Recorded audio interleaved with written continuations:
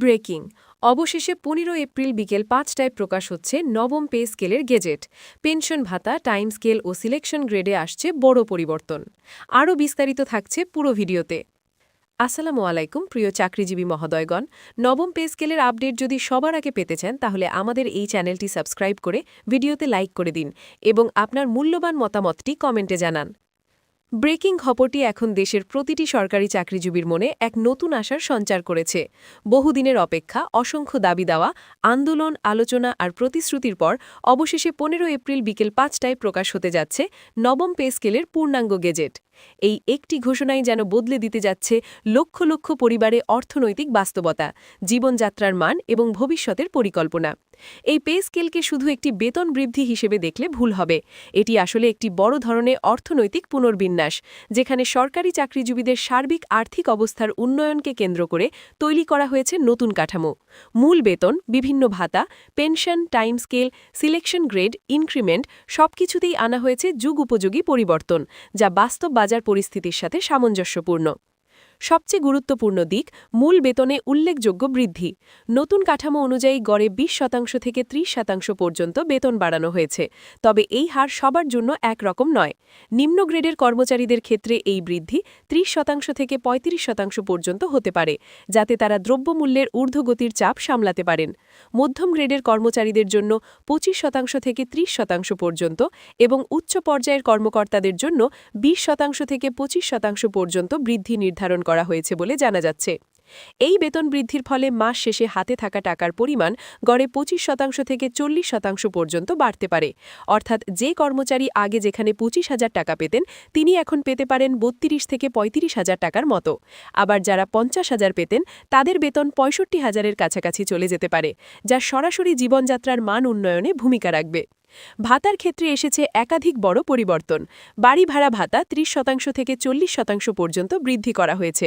বিশেষ করে ঢাকা ও বড় শহরগুলোর জন্য আলাদা করে উচ্চ হার নির্ধারণ করা হয়েছে। চিকিৎসা ভাতা ২৫% থেকে ৩০% পর্যন্ত বাড়ানো হয়েছে, যা বর্তমান চিকিৎসা ব্যয়ের সাথে সামঞ্জস্যপূর্ণ। যাতায়াত ভাতা, ঝুঁকি ভাতা এবং অন্যান্য বিশেষ ভাতাতেও ২০% থেকে ২৫% পর্যন্ত বৃদ্ধি আনা হয়েছে। এর পাশাপাশি নতুন কিছু ভাতা যুক্ত হওয়ারও সম্ভাবনা রয়েছে। আইটি ভাতা, দক্ষতা ভাতা এবং বিশেষ দায়িত্ব ভাতা, এই ধরনের আধুনিক সুবিধাগুলো অন্তর্ভুক্ত করা হলে কর্মচারীরা আরও বেশি উপকৃত হবেন। পেনশন ব্যবস্থায় এসেছে সবচেয়ে বড় সুখবর। অবসরপ্রাপ্তদের জন্য পেনশন ভাতা গড়ে ৩০% থেকে ৫০% পর্যন্ত বৃদ্ধি পাচ্ছে। ফলে যারা অবসর জীবনে সীমিত আয়ে দিন কাটাচ্ছিলেন, তাদের জন্য এটি হবে বড় স্বস্তি। একই সাথে পেনশন নির্ধারণের প্রক্রিয়াকে সহজ করা হয়েছে, যাতে দ্রুত সময়ের মধ্যে সুবিধা পাওয়া যায়।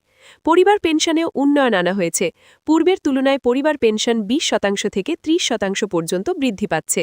ফলে কর্মচারীর অনুপস্থিতিতেও তার পরিবার আর্থিকভাবে আরও নিরাপদ থাকবে। টাইম স্কেল ব্যবস্থায় এসেছে যুগান্তকারী পরিবর্তন। আগে যেখানে একটি নির্দিষ্ট সময় পার না হলে টাইম স্কেল পাওয়া যেত না, এখন সেই সময় কমিয়ে আনা হয়েছে। টাইম স্কেলে বেতন বৃদ্ধি ১০% থেকে ১৫% পর্যন্ত নির্ধারণ করা হয়েছে, যা কর্মচারীদের দ্রুত আর্থিক উন্নতির সুযোগ করে দেবে। সিলেকশন গ্রেডেও ইতিবাচক পরিবর্তন এসেছে। এই গ্রেডে বেতন বৃদ্ধি ১৫% থেকে ২০% পর্যন্ত বাড়ানো হয়েছে এবং প্রাপ্তির প্রক্রিয়াকে আরও স্বচ্ছ ও সহজ করা হয়েছে। এতে করে দীর্ঘদিন ধরে পদোন্নতির অপেক্ষায় থাকা কর্মচারীদের হতাশা অনেকটাই কমে যাবে। কর্মকর্তা ও কর্মচারীদের বেতন অনুপাত নতুনভাবে নির্ধারণ করা হয়েছে, যা ১:৫ বা ১:৬-এর মধ্যে রাখা হয়েছে। এতে করে বেতন বৈষম্য কমবে এবং একটি ভারসাম্যপূর্ণ কাঠামো তৈরি হবে। বার্ষিক ইনক্রিমেন্টেও এসেছে বড় পরিবর্তন। আগে যেখানে ৫% হারে ইনক্রিমেন্ট দেওয়া হতো, এখন তা বাড়িয়ে ৬% থেকে ৭% পর্যন্ত করা হয়েছে। কিছু ক্ষেত্রে কর্মদক্ষতার উপর ভিত্তি করে ইনক্রিমেন্ট দেওয়ার ব্যবস্থাও রাখা হয়েছে, যা কর্মচারীদের আরও দায়িত্বশীল হতে উৎসাহিত করবে। স্বাস্থ্য খাতে যুক্ত হচ্ছে নতুন সুবিধা। সরকারি কর্মচারীদের জন্য স্বাস্থ্য বীমা চালুর উদ্যোগ নেওয়া হয়েছে, যা বড় ধরনের চিকিৎসা ব্যয় কমাতে সহায়তা করবে। এতে করে কর্মচারী ও তার পরিবারের স্বাস্থ্য নিরাপত্তা আরও নিশ্চিত হবে। শিক্ষা ভাতা ২০% থেকে ৩০% পর্যন্ত বৃদ্ধি করা হয়েছে। ফলে সন্তানের পড়াশোনার খরচ কিছুটা হলেও কমবে। পাশাপাশি প্রশিক্ষণ ও দক্ষতা উন্নয়ন কর্মসূচিতে জোর দেওয়া হয়েছে, যাতে কর্মচারীরা নিজেদের দক্ষতা বাড়িয়ে আরও ভালো পারফরমেন্স করতে পারেন। নারী কর্মচারীদের জন্য মাতৃত্বকালীন সুবিধা, বিশেষ ভাতা এবং কর্মক্ষেত্রে সহায়ক নীতিমালায় ইতিবাচক পরিবর্তন আনা হয়েছে। এতে করে কর্মক্ষেত্রের নারী অংশগ্রহণ আরও বাড়বে। গ্র্যাজুইটি ও অবসরকালীন এককালীন সুবিধাতেও 25% থেকে 35% পর্যন্ত বৃদ্ধি করা হয়েছে। ফলে চাকরি শেষে একসাথে যে অর্থ পাওয়া যায় সেটিও উল্লেখযোগ্যভাবে বাড়বে। সব মিলিয়ে বেতন, ভাতা, পেনশন ও অন্যান্য সুবিধা একত্রে হিসাব করলে মোট আর্থিক সুবিধা গড়ে 30% থেকে 45% পর্যন্ত বৃদ্ধি পাবে। কিছু ক্ষেত্রে এই বৃদ্ধি 50% ছাড়িয়ে যেতে পারে, যা সত্যি নজিরবিরোহী। সবচেয়ে বড় বিষয় হল এই গেজেট প্রকাশের পরপরই কার্যকর হওয়ার সম্ভাবনা রয়েছে। ফলে এপ্রিল মাস থেকেই নতুন বেতন কাঠামোর সুবিধা পাওয়া শুরু হতে পারে। এতে করে দীর্ঘদিনের অপেক্ষার অবসান ঘটবে এবং কর্মচারীদের মধ্যে নতুন উদ্দীপনা তৈরি হবে। এই পে স্কেল বাস্তবায়নের ফলে শুধু কর্মচারীরাই নয়, দেশের সামগ্রিক অর্থনীতিও লাভবান হবে। মানুষের ক্রয় ক্ষমতা বাড়বে, বাজারে অর্থের প্রবাহ বাড়বে, ব্যবসা বাণিজ্যে গতি আসবে। সরকারি চাকরি আরও আকর্ষণীয় হয়ে উঠবে। ফলে মেধাবী তরুণরা এই খাতে আসতে আগ্রহী হবে। এতে করে প্রশাসনের দক্ষতা বাড়বে এবং সেবার মান উন্নত হবে। এই গেজেট প্রকাশের মাধ্যমে একটি নতুন যুগের সূচনা হতে যাচ্ছে, যেখানে সরকারি চাকরিজীবীরা পাবেন উন্নত বেতন, বাড়তি ভাতা, শক্তিশালী পেনশন ব্যবস্থা এবং আরও বেশি নিরাপত্তা।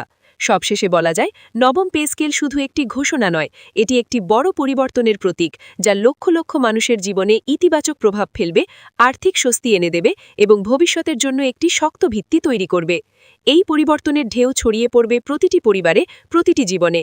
আর সেই পরিবর্তনের সূচনা হতে যাচ্ছে ঠিক 15 এপ্রিল বিকেল 5টায় প্রকাশিত সেই বহুল প্রতীক্ষিত গেজেটের মাধ্যমে। আরও সুখবর হচ্ছে, এই নতুন কাঠামো কার্যকর হওয়ার সাথে সাথেই বকেয়া সুবিধাও পাওয়ার সম্ভাবনা তৈরি হয়েছে। অনেকেই একসাথে কয়েক মাসের বাড়তি টাকা হাতে পেতে পারেন, যা বড় স্বস্তি এনে দেবে। সরকারি কর্মচারীদের জীবনযাত্রার ব্যয় বিবেচনায় এনে এই সিদ্ধান্ত বাস্তবসম্মত বলেই মনে করছেন বিশ্লেষকরা। দীর্ঘদিনের দাবির পর এমন বড় পরিবর্তনে কর্মচারীদের মধ্যে তৈরি হয়েছে নতুন আশাবাদ ও আত্মবিশ্বাস। সব মিলিয়ে নবম পে স্কেল হতে যাচ্ছে আর্থিক স্বস্তি ও উন্নত জীবনের এক নতুন দ্বার উন্মোচনের সূচনা।